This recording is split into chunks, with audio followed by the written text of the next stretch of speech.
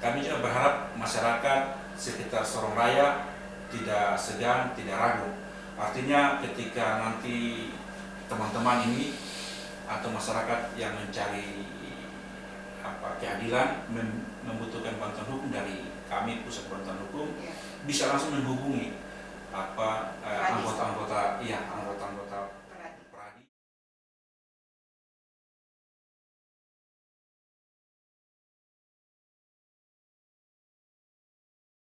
Assalamualaikum warahmatullahi wabarakatuh. Selamat siang. Baik, terima kasih. Pada hari ini merupakan satu tonggak sejarah bagi Radar Sorong, di mana kita melakukan peluncuran perdana podcast yang kita beri nama dengan Radar Sorong Podcast.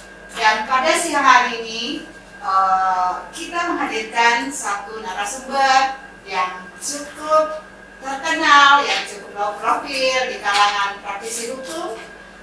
Beliau adalah Kakak Raymond.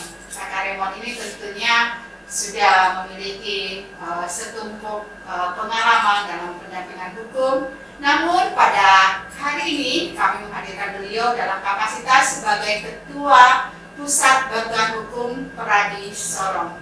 Apa saja visinya, kiprahnya, obsesinya seperti apa?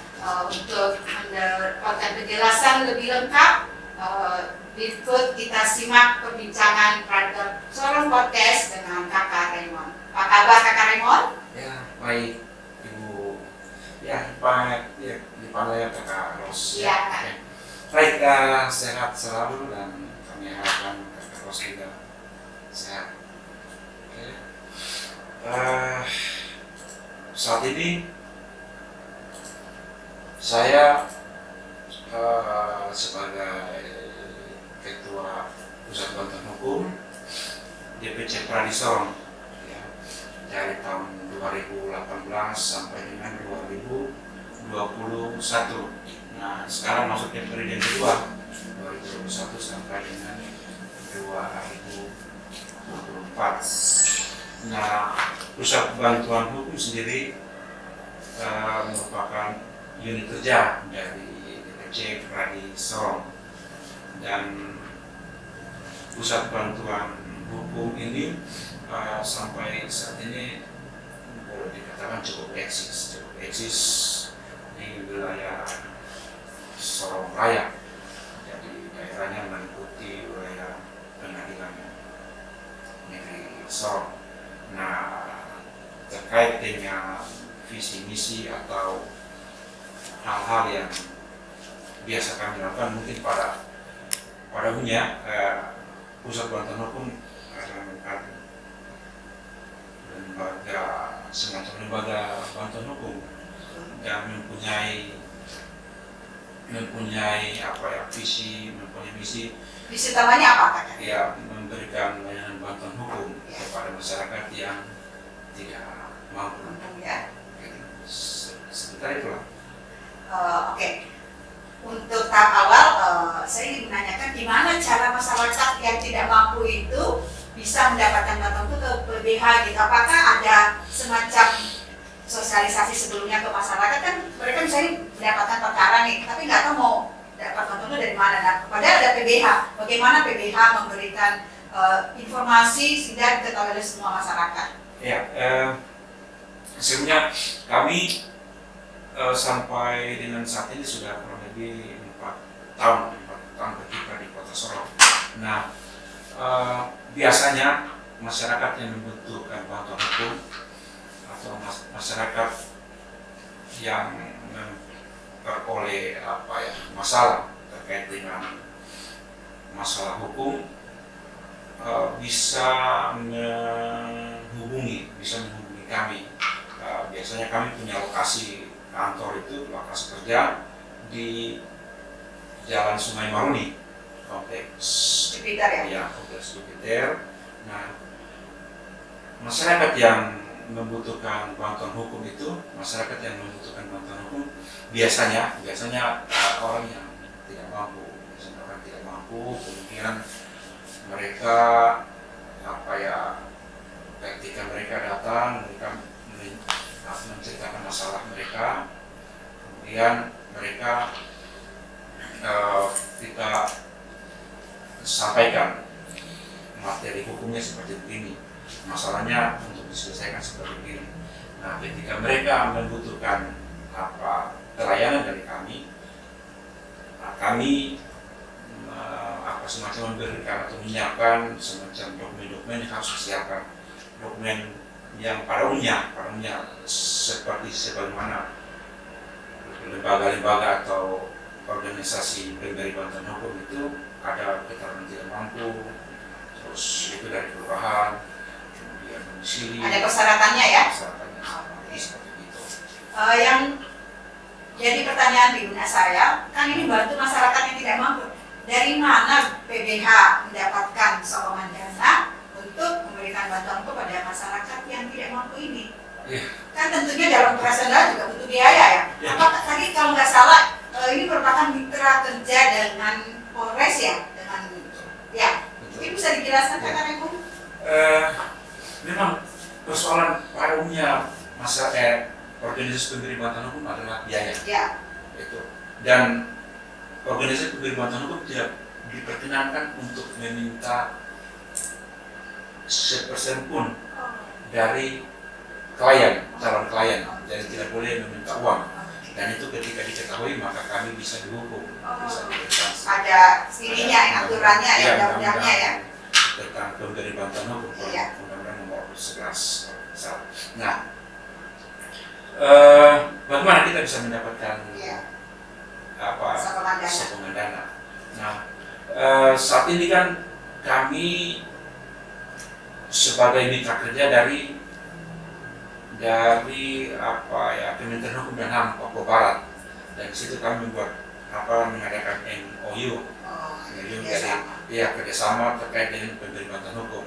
Nah, di situ ketika kami memberikan bantuan hukum ada dana yang disiapkan. Jadi ketika masyarakat datang memberikan bantuan hukum, nah untuk mendapatkan dana itu data-data yang itu disiapkan, misalnya berapa klien yang sudah dicapai, tentunya ada juga persyaratan administrasi itu yang harus dilengkapi ya. Harus dilengkapi, kemudian kita kirimkan ke Kementerian Hukum dan HAM. Setelah itu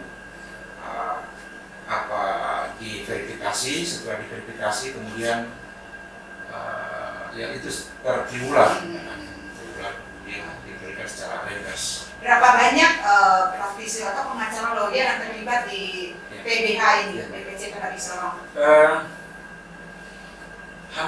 Kalau bicara Pusat Bantuan Hukum Pradi Sorong, kami konsisten bahwa anggota kami itu berasal dari anggota Pradi di bawah pimpinan Otto Hasibuan. Nah, mereka semua yang ada dalam anggota Pradi DPC Pradi Sorong itu diberikan semacam akses begitu untuk dapat mengisi semacam unit kerja. Salah satunya unit kerja itu adalah Pusat Bantuan Hukum. Nah, sampai saat ini kita punya anggota kurang lebih PBH yang masuk dalam struktur organisasi itu kurang lebih 21 atau 22 orang. Ya, ada juga yang sudah tidak aktif. Nah, itu semua advokat dan advokat profesional di wilayah Sorong Raya ya? Wilayah Sorong Raya. Dan kami juga berharap masyarakat sekitar Sorong Raya tidak segan, tidak ragu. Artinya ketika nanti teman-teman ini atau masyarakat yang mencari keadilan membutuhkan bantuan hukum dari kami Pusat Bantuan Hukum, bisa langsung menghubungi anggota-anggota Pradi, atau bisa langsung ke Ruko Jupiter. Di situ kami ada pasang semacam papan kantor, kemudian ada nama yang kontak person. Nah, di situ. Dan masyarakat juga kami ingin sampaikan bahwa masyarakat jangan berpikir tentang nanti bayarannya mahal.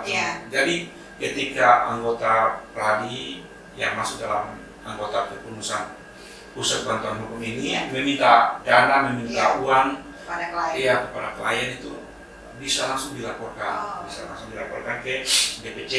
dalam hal ini mungkin bisa ditindaklanjuti oleh komisi pengawas, itu juga bagian dari Pradi. Ada komisi pengawasnya ya. Komisi pengawas bisa dilakukan ke situ. Jadi kami tekankan ke masyarakat mungkin seperti begitu. Jadi ada rambu-rambu juga yang membatasi anggota dari PBH ini ya, yang sudah ditekankan oleh Pak Ketua, Kak Raymond ya, kepada anggotanya sebelum menangani satu perkara gitu ya. Apakah ada rutinitas kepada anggota mungkin sebulan sekali atau seminggu sekali untuk warning tentang tidak bolehnya ada yang memungut bayaran kepada klien, karena kita tidak menutup kemungkinan juga namanya manusia ya, suatu saat mungkin dia hilang dan sebagainya. Untuk mengingatkan seperti itu, apakah ada program atau kegiatan untuk intern membina anggotanya? Kami sampai saat ini mungkin secara intens tidak ada, tapi selalu kami ingatkan ketika kami bertemu dengan teman-teman di kantor maupun di pengadilan, kami selalu ingatkan bahwa ini masyarakat tidak mampu, membutuhkan bantuan hukum, dilayani dengan baik. Dan saya pikir kalau kita melayani dengan baik, dengan ikhlas, pasti ada upahnya. Entah itu upahnya dari Tuhan, Sang Pencipta, atau dari Tuhan ya, yang mana-mana, pasti ada jalan itu. Pasti ada rezeki ya. Dan biasa kami selalu mendorong teman-teman ini yang masih baru, artinya fresh, jadi pengacara muda yang masih membutuhkan bimbingan, masih membutuhkan pendampingan dari senior. Nah, di situ kami bisa berkolaborasi dengan teman-teman itu. Dan ya salah satu semacam pendidikan juga, salah satu pembinaan ke adik-adik yang baru, pengacara yang baru lulus ini, biar mereka lebih mengetahui bahwa pengacara itu bukan uang saja, tapi pelayanan. Orientasinya bukan hanya duit ya. Orientasi bukan duit, tapi pelayanan dulu. Pelayanan kita kedepankan. Bekerja lebih baik dulu gitu ya, Kak Raymond ya. Pasti ada orang hasilnya tidak menyia-nyiakan hasil ya, kerja keras. Oke, baik. Untuk kepada masyarakat sendiri gitu, sampai saat ini sudah berapa banyak sih yang dilayani dengan dari PBH ini? Mungkin sudah ada catatan dari Pak Ketua atau Kakak Ketua? Iya, itu kami biasanya setiap tahun kami rangkum itu, dan ini kami laporkan. Jadi kami punya struktur organisasi itu, kami adalah unit kerja. Tapi selain unit kerja dari DPC, setiap tahun kami memberikan laporan itu ke Pusat Bantuan Hukum Pradi, ya pusat. Ya, di situ juga konteksnya unit kerja. Tapi biasanya kami setiap tahun memberikan laporan ke DPC, selain DPC Pradi Sorong, kemudian PBH pusat. Ada banyak kasus yang ditangani ya dari masyarakat sendiri ya. Sampai saat ini saya belum saya tidak tahu secara pasti, tapi setiap tahun kami membuat laporan itu. Setiap tahun, dan kami kirim. Ini nanti kurang lebih tanggal 19 Desember dan tanggal 20 Desember ini ada salah satu anggota PBH Pradi ikut rakernas di Surabaya, dan dia membawa dokumen-dokumen itu semua. Laporan itu hasil kerja dari PBH DPC Pradi Sorong ya. 1 tahun itu dilaporkan. Itu apakah akan menjadi ukuran atau penilaian dari DPP Pradi untuk artinya mungkin ada sokongan dana terhadap DPC yang berprestasi misalnya seperti itu, menangani kasus, ada nggak? Sama sekali tidak ada. Kami berupaya sendiri ya. Swadaya biasanya dari donatur, dari teman-teman yang punya kelebihan ya, teman-teman advokat yang punya kelebihan. Biasanya kan yang paling mendesak itu kan kertas untuk krim, tinta, seperti itu dalam bayangan saya. Nah itu biasanya kan teman-teman ini perlu ini. Iya. Mereka cerita ke senior yang bukan anggota PBH. Ya, mereka cerita ada bantuan, ada perkara seperti begini, orangnya tidak mampu begini. Nah, biasanya teman-teman senior dari senior, kakak senior dari advokat lainnya ya. Di situ. Artinya soliditas dari kalangan Pradi advokat ini sangat kuat ya. Saya sangat apa yang terharu sih dengan solidaritas kita anggota anggota Pradi khususnya. Kalau kita PBH Pradi ada beberapa persoalan-persoalan teman-teman terkait persoalan intern teman-teman, masalah hukum teman-teman advokat ketika mengalami masalah hukum, kami sebagai organisasi yang dihimpun dalam organisasi Pradi yang tugasnya memberikan bantuan hukum, kami memberikan layanan ke teman-teman yang mengalami masalah hukum. Dan kami di situ kami punya keakraban saling salut ya. Dan satu hal itu keakraban itu atau saling mendukung atau saling itu di luar, berbeda ketika kita bertarung di pengadilan. Jangan nanti masyarakat salah paham, wah ini anggota Pradi katanya saling mendukung, saling ini suasana keakraban, suasana itu ada deal-deal antara lawyer ya. Masyarakat berpikir seperti itu. Tidak. Saya bisa tekankan tidak. Ketika kita berperkara, misalnya teman-teman kami berperkara di pengadilan, kami saling berhadapan, ya kami bertarung untuk klien. Ya saya yakin semua. Jadi di situ sudah lepas PBH-nya ya, sudah lepas PBH-nya kalau sudah mendampingi kliennya masing-masing ya, Raymond ya. Jadi tidak ada negosiasi, tidak ada istilahnya bicara dalam kamar PBH gitu, tidak ada ya. Iya, itu yang saya tekankan. Jadi kita bertarung, jadi siapa sih pengacara yang mau kliennya kalah. Saya pikir tidak ada seperti itu, dan semua kalau memang baik untuk kepentingan hukum klien, itu yang kita lakukan. Oke, sebagai ketua PBH, upaya apa sih untuk meningkatkan kualitas anggota PBH sendiri di PCP Pradi ini kan setiap tahun juga kasus yang dihadapi kayaknya eskalasinya meningkat terus ya. Ini ada nggak upaya peningkatan kualitas dari praktisi hukum di DPC Pradi khususnya di PBH? Memang peningkatan kualitas itu seharusnya perlu ya, seharusnya perlu. Tapi kalau kita di Sorong Raya, teman-teman pengacara atau anggota PBH Pradi Sorong ini biasanya saling berkoordinasi untuk pendidikan jarang kita lakukan. Tapi kita saling sharing gitu ya.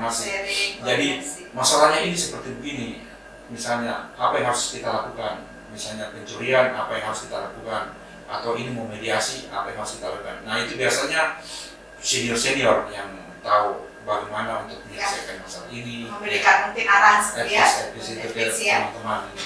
Jadi saya pikir untuk meningkatkan kualitas bukan hanya di semacam pelatihan, tidak bisa secara dari pengalaman kerjanya. Pengalaman kerja secara verbal kita diskusi itu menjadi ilmu, itu menjadi bagian dalam diri teman-teman pengacara. Ada nggak kasus menarik yang ditangani PBH yang artinya berkesan banget bagi PBH ini? Mungkin pernah ada satu kasus? Iya, kalau soal kasus banyak sih kasus yang menarik. Yang dominan sekarang apa sih, perkara apa yang sekarang ditangani PBH? Yang kami sementara intens ini kasus terkait dengan kematian dari kematian atau korban yang terjadi di di mana? Menariknya di mana itu kasus itu? Menariknya korban yang dalam hal ini anggota Polri, dia diduga gantung diri, kemudian meninggal, kemudian istrinya yang ada di rumah itu diduga ikut terlibat, kemudian ada anaknya di situ. Itu sampai sekarang masih berjalan. Itu ditangani PBH ya? Ya, itu di Bambu Kuning lah, dia kayak lokasinya. Kalau satu perkara itu yang dampingi berapa pengacara? Kami selalu ajak teman-teman yang ingin bergabung. Urung-urung gitu ya? Jadi rame-rame nih kalau nanti sampai di pengadilan gitu, lawyernya banyak gitu ya? Dan banyak teman-teman yang ingin terlibat. Di PBH ini ya. Oke. Untuk dari pengembangan saya sendiri khusus di Sorong Raya ini kan sebentar lagi kita jadi Provinsi Papua Barat Daya nih. Ada nggak rencana-rencana dari Ketua PBH menyusun Papua Barat Daya ini, mengingat mungkin jangkauannya sudah lebih luas lagi, eskalasi perkaranya juga akan lebih meningkat lagi gitu. Ya. Intinya kami ingin tetap eksis, di wilayah, kalau Provinsi Papua Barat Daya berdiri, kami tetap eksis di sini dan kami ingin memberikan pelayanan yang terbaik bagi masyarakat yang membutuhkan bantuan hukum. Intinya ketika kami memberikan yang terbaik kepada masyarakat yang membutuhkan bantuan hukum, dan di situ masyarakat akan mengenal kami. Itu kami punya keinginan. Itu obsesi utamanya apa di PBH? Obsesi memberikan layanan yang terbaik aja ya, layanan terbaik. Artinya ingin namanya juga viral terus di Sorong Raya ya PBH. Tapi kayaknya sekarang ini saya kayaknya kurang mendengar. Ya. Mungkin dengan podcast ini akan lebih. Kami berharap salah satu media sosialisasi kami adalah di podcast ini. Iya benar, PBH ya. Oke, jadi masyarakat yang butuh bantuan, yang mungkin tidak memiliki kemampuan dari sisi finansir, ada PBH yang siap melakukan pendampingan gitu ya. Oke. Nah, saya juga tertarik nih, kayaknya untuk di praktisi hukum kalangan lawyer juga banyak yang terlibat di politik praktis ya, apalagi menyusun 2024 ya. Bagaimana sikap Anda sebagai Ketua PBH atas anggota-anggotanya yang ingin berkecimpung di dunia politik, yang ingin maju sebagai anggota legislatif? Iya, saya kira itu hak politik ya, politik, hak pribadi masing-masing orang yang mempunyai kualitas, kemampuan untuk membantu masyarakat dalam hal ini di bidang politik, dan kami tidak punya kewenangan untuk membatasi orang-orang per orang yang ingin terlibat dalam politik. Akan saja ya. Tapi kami punya etika dalam undang-undang advokat itu, ketika nanti masuk sebagai anggota DPR harus nonaktif. Oh gitu, tidak boleh merangkap ya? Jadi harus fokus ya. Sebagai anggota legislatif atau sebagai advokat yang muslimin salah satu ya. 2003 kesana. Iya ya. Oke. Untuk harapannya ke depan kepada masyarakat khususnya, apa yang ingin disampaikan oleh Pak Ketua PBH? Jadi kami ingin supaya masyarakat lebih mengenal kami, PBH Paradi Sorong, Pusat Bantuan Hukum Paradi Sorong, dan kami ingin menyampaikan bahwa masyarakat yang membutuhkan bantuan kami tidak ragu untuk menghubungi teman-teman anggota Paradi Sorong yang ada dalam anggota Pusat Bantuan Hukum. Kami siap melayani. Oke, kayaknya mulia sekali ya peran dari PBH ini ya, melalui tayangan kita pada siang hari ini. Semoga masyarakat bisa benar-benar memanfaatkannya gitu, karena gratis loh dapat bantuan. Kalau bayar lawyer kan mahal gitu ya. Kadang masyarakat mau pakai pengacara tapi mikir aduh pakai pengacara ini mahal, tapi ternyata ada yang gratis gitu ya.